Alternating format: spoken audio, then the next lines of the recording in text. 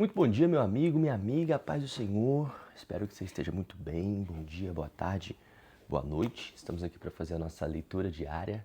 Hoje estamos no nosso dia 46. Vamos ler números 11, 12 e 13. Então não esqueça, depois que você finalizar a leitura comigo, curte, compartilha. Vamos levar a palavra de Deus aí para mais pessoas e quando você curte e compartilha, o algoritmo entende que esse é um conteúdo relevante. Amém? E não deixa de mandar esse vídeo para aquele seu amigo que é crente, mas não lê a Bíblia. Vamos incentivar ele. Vamos incentivar ele a ler a Bíblia. Amém? Glória a Deus. Vamos orar. Senhor Deus Pai Todo-Poderoso, te damos graças por mais um dia, pela tua bondade, pela tua graça e misericórdia, Senhor. Fale conosco agora através da tua palavra. É o que nós mais queremos e desejamos, Senhor, no nosso coração, te conhecer melhor, termos mais intimidade e maturidade contigo, Pai. Em nome de Jesus, nós te agradecemos por tudo. Amém e amém. Glória a Deus. Vamos lá. Capítulo 11.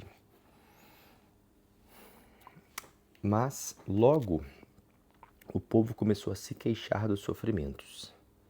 E o Senhor ouviu a sua queixa. O Senhor ficou irado e fez cair fogo que queimou as extremidades do acampamento. O povo então clamou a Moisés, que orou ao Senhor, e o fogo se apagou.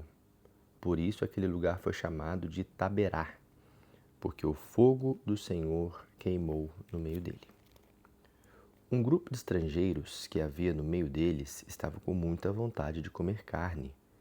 E até os próprios israelitas voltaram a reclamar, dizendo: Ah, se tivéssemos carne para comer! Lembramo-nos dos peixes que comíamos de graça no Egito, além dos pepinos, dos melões, dos alhos silvestres, das cebolas e dos alhos. Mas agora não temos mais força, e todos os dias temos que comer este maná. O maná era como uma semente de coentro e tinha a aparência de resina de casca de uma árvore. Para apanhar o maná, o povo se espalhava pelo acampamento e recolhia o maná do chão, moía no moinho manual e socava em pilões para fazer a farinha do maná. Depois cozinhava o maná e faziam bolos. O gosto do maná era parecido com um bolo amassado com azeite. Quando a noite descia o orvalho sobre o acampamento, caía junto o maná. Moisés ouviu o choro do povo. Cada família chorava na entrada de sua tenda. Então o Senhor ficou muito irado, e Moisés também estava descontente com o povo. Moisés perguntou ao Senhor: Por que o Senhor me faz sofrer e não ajuda este teu servo? Colocando sobre os meus ombros a responsabilidade por todo esse povo? Por acaso eles são meus filhos? Por acaso eu sou o pai deles? Por que me pede para carregar o povo no colo, como uma babá carrega um recém-nascido, para levá-lo à terra que o Senhor prometeu sob juramento aos seus antepassados? Onde vou conseguir carne para todo esse povo? Pois eles ficaram se queixando a mim, dizendo: Dê-nos carne para comer. Sozinho não consigo cuidar de todo esse povo, pois a tarefa é pesada demais para mim. Se o Senhor vai continuar a tratar-me dessa maneira, mate-me agora mesmo. Se o Senhor se agrada de mim, não me deixe ver a minha própria ruína. Então o Senhor disse a Moisés: Reúna diante de mim 70 líderes de Israel, entre os mais respeitados do povo de Israel. Leve-os diante do tabernáculo, para que estejam ali com você. Então descerei e falarei com você, e tirarei do espírito que está sobre você, para colocar também sobre eles. Eles o ajudarão a levar o pesado fardo de cuidar do povo, de modo que você não precisará fazer tudo sozinho. E diga ao povo: purifiquem-se, porque amanhã vocês terão carne para comer. O Senhor ouviu o choro de vocês, dizendo: Ah, se tivéssemos carne para comer, passávamos bem no Egito. Por isso o Senhor lhes dará carne e vocês a comerão. Vocês não comerão carne apenas um dia, nem 2, nem 5, nem 20 ou nem 10, mas um mês inteiro, até que lhes saia carne pelo nariz, e vocês sentirão nojo dela.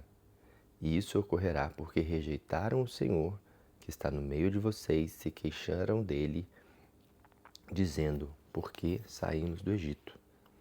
Mas Moisés disse: São 600.000 homens, E o Senhor diz: darei carnes para ele comer durante um mês inteiro? Se matássemos todos os nossos rebanhos de ovelhas e gado, ainda faltaria carne. Será que todos os peixes do mar poderiam alimentar essa gente? Então o Senhor disse a Moisés: será que o poder do Senhor é limitado? Agora você verá a minha palavra, se ela se cumprirá ou não. Então Moisés saiu e contou ao povo as palavras do Senhor, e reuniu os 70 líderes do povo ao redor do tabernáculo. E o Senhor desceu na nuvem e falou a Moisés, e tirou do espírito que estava sobre Moisés e o colocou sobre os 70 líderes. Quando o espírito veio sobre os líderes, eles profetizaram, porém isso durou pouco tempo. Mas 2 homens dos 70, chamados Eldade e Meade, ainda estavam no acampamento e não foram até o tabernáculo quando o Espírito veio sobre eles e profetizaram. Então o jovem correu e contou a Moisés: Eldade e Medade estão profetizando no acampamento. Josué, filho de Num, que desde jovem era um dos ajudantes de Moisés, disse: Moisés, meu senhor, proíba os 2 de profetizarem. Mas Moisés respondeu: você está com ciúmes por causa de mim? Que bom seria se todo o povo do Senhor fosse profeta, e que o Senhor pusesse o seu espírito sobre eles. Então Moisés voltou ao acampamento junto com os líderes de Israel. E o Senhor mandou um vento que trouxe codornizes do lado do mar, e as espalhou por todo o acampamento, e uma altura de 90 centímetros, em todas as direções, num raio de um dia de caminhada. Então o povo começou a recolher as codornizes durante todo aquele dia e noite, e no seguinte. As pessoas que recolheram menos codornizes recolheram 10 barris, e o povo estendeu as codornizes para secar em volta do acampamento. Mas quando a carne ainda estava entre os seus dentes, a ira do Senhor acendeu-se contra o povo, e os castigou com uma terrível epidemia que matou muita gente. Por isso chamaram aquele lugar de Ratavá, porque ali foram enterrados os que tinham grande desejo de comer carne. De lá, o povo viajou para Azerote, onde ficaram algum tempo. Capítulo 12. Deus critica a rebelião de Miriam e Arão. Um dia, Miriam e Arão criticaram Moisés, porque ele tinha se casado com uma mulher cusita, e disseram: será que o Senhor só falará por meio de Moisés? Ele também não tem falado por meio de nós? E o Senhor ouviu isso. Ora, Moisés era um homem muito manso, mais do que qualquer outro homem que havia na terra. Imediatamente o Senhor disse a Moisés, a Arão e a Miriam: vocês 3 venham até o tabernáculo. E os 3 foram para lá. Então o Senhor desceu numa coluna de nuvem, ficou na entrada do tabernáculo, chamou Arão e Miriam. Quando ambos se apresentaram, ele disse: ouçam as minhas palavras.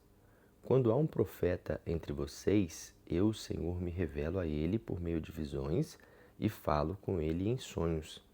Não é assim, porém, com o meu servo Moisés, que é fiel em toda a minha casa? Com ele eu falo face a face, claramente, e não por meio de figuras. E ele chegou a ver a forma do Senhor, porque não tiveram medo de criticar meu servo Moisés? E a ira do Senhor se acendeu contra eles, e ele se retirou. Enquanto a nuvem saía de cima do tabernáculo, Miriam de repente ficou com lepra e com a pele branca como a neve. Quando Arão viu que Miriam estava com lepra, disse a Moisés: por favor, meu senhor, não nos castigue por causa deste pecado. De fato, fomos tolos e pecamos. Não deixe que Miriam seja como um feto abortado que nasce com a metade do corpo destruído. Então Moisés clamou ao Senhor: ó Deus, eu peço que a cure. E o Senhor respondeu a Moisés: se o pai dela tivesse cuspido no rosto dela, ela não estaria contaminada durante 7 dias?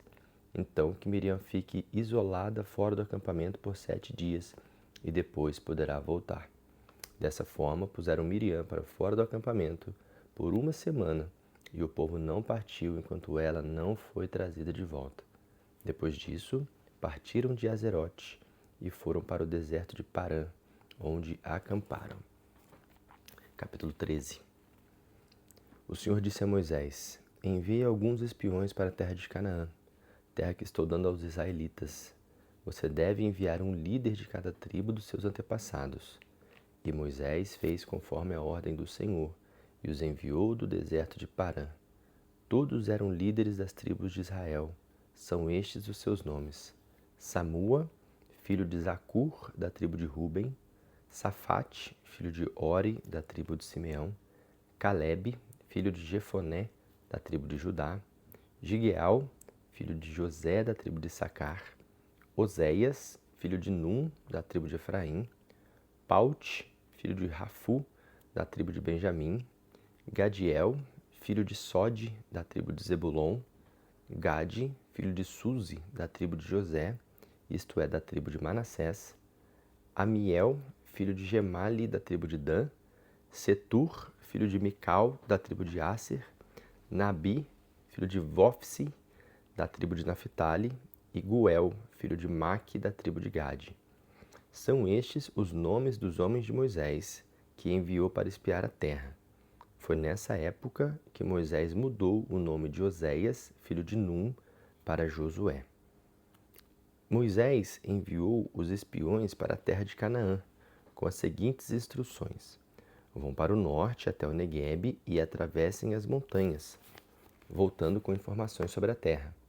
Veja também como é o povo que mora lá, se é forte, se é fraco, se são muitos, poucos. Veja também se a terra em que habitam é fértil ou não, se as cidades que vivem são acampamentos ou se são fortificadas, se a terra é rica ou pobre e se existem muitas árvores ou não. Sejam corajosos e tragam alguns frutos da terra. Era a época da colheita das uvas. Eles subiram e observaram a terra desde o deserto de Zin até Reob, que fica próximo de Ramate. A caminho do norte passaram pelo Neguebe e chegaram a Hebrom, onde viviam as famílias de Aimã, Sazai e Talmai, descendentes de Enaque. A propósito, Hebrom era muito antiga e foi fundada 7 anos antes de Zoan, no Egito. Depois chegaram até o vale de Escol, onde apanharam um cacho de uvas tão grande que foi necessários 2 homens para carregá-lo, pendurados numa vara. Colheram também romãs e figos. Esse lugar foi chamado de Vale de Escol, por conta do cacho de uva que os israelitas cortaram ali. Ao fim de 40 dias, voltaram para espionar a terra e fizeram um relatório a Moisés, a Arão e a todo o povo de Israel, que estava no deserto de Parã, em Cádiz. Mostraram os frutos da terra. Este foi o relatório que fizeram a Moisés. Entramos na terra na qual você nos enviou, e é de fato um lugar maravilhoso, uma terra que produz muito leite e mel. Aqui estão alguns frutos dela. Mas o povo de lá é poderoso e as cidades são muito grandes e fortificadas. Também vimos lá os descendentes de Enaque. Os amalequitas vivem no sul, na terra do Neguebe, enquanto os heteus, os jebuseus e os amorreus vivem na zona montanhosa, e os cananeus moram no litoral e no vale do rio Jordão. Mas Calebe pediu ao povo que estava ali diante de Moisés que se calasse e disse: Vamos partir e tomar a terra, porque é certo que vamos conquistá-la. Mas os outros espiões que tinham ido com ele disseram: Não podemos lutar contra o povo daquela terra, porque é muito mais forte do que nós. E espalharam notícias negativas entre os israelitas e acerca daquela terra, e disseram: A terra que acabamos de ver não produz o suficiente nem para alimentar os próprios moradores. Lá todos os homens são de grande estatura. Vimos também alguns da família de Enaque, que são os descendentes de uma antiga raça de gigantes. Perto deles nos sentíamos como gafanhotos, e para eles, de fato, éramos gafanhotos. Amém.